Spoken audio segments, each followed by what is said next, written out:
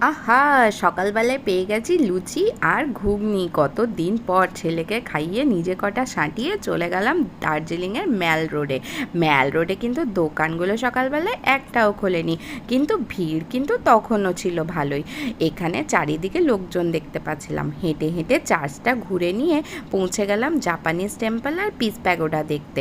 এখানের কারুকার্যগুলো আর মূর্তিগুলো বেশ ভালো ছিল। পৌঁছে গেলাম তারপর আমরা বাতাসিয়া লুপে। পাহাড়ি ড্রেস পরে ছবি তুললাম।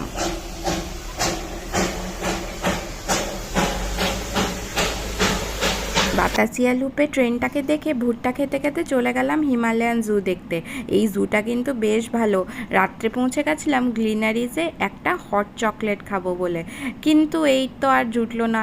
এত ভিড় আর এত লাইন যে সেখান থেকে পাড়ি দিতে হলো, কারণ এত ঠান্ডা। যাই হোক, এখন হোটেলে যাই আর দারুণ একটা ঘুম দিই।